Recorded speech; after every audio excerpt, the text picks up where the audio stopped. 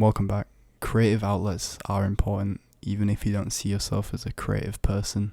See, a creative outlet is a way to translate internal thoughts into the tangible world. In other words, creating or making things that come from us as individuals. So a creative outlet could be anything. For me, it's this channel.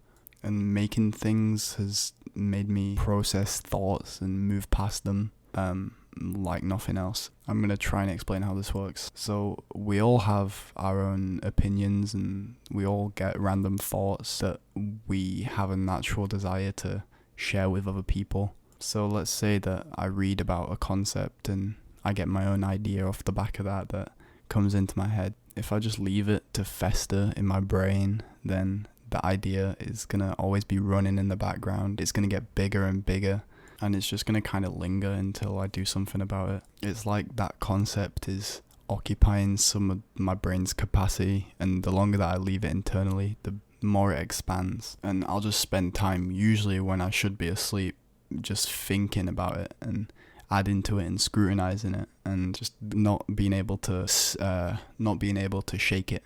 It's like when you're in the shower and you're making up scenarios and dialogues and stuff. It's the same thing. Now, one of the reasons why I'll think of something over days is because I don't want to forget it, right? And it sounds obvious, but the best way to go past this is by literally writing it down, because then it exists, right? It's moved past the threshold of being from just in your brain to being in the real world.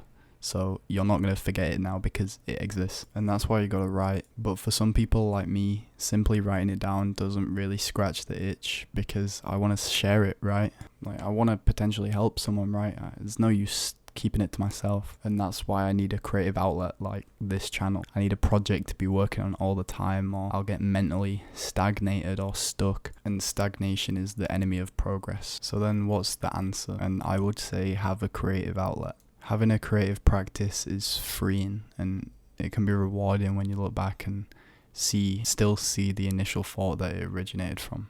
It's therapy. But not everyone is creative enough to articulate their internal mind faithfully into reality. And this might be you. You might be thinking that you're not a naturally gifted creative person, but you're wrong, because creativity is a practice, which means you need to practice and you'll get better. You can level it up. You just have to take the initial step of starting something, or even writing something down. It can be as simple as that. The more that you give yourself chance to be creative and practice creativity, the more you'll level up your skill of understanding what's going on in your head, and also being able to faithfully speak about it or understand it. And it's only been beneficial to me. You just have to give yourself a chance, or a few chances, to level up your creativity, because for me, having a creative outlet has been massively positive. There's less tension in your brain because there's nothing that needs to come out.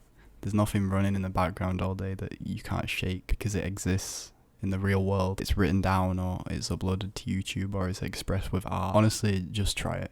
There's no downside in trying it. Practice creativity like it's any other skill. Set goals, write stuff down. Don't keep it all pent up in your brain. Have a creative outlet. Thank you for watching. I just wanted to say thank you for the support on the last video. I really wasn't expecting it. I appreciate you all. I'll see you soon.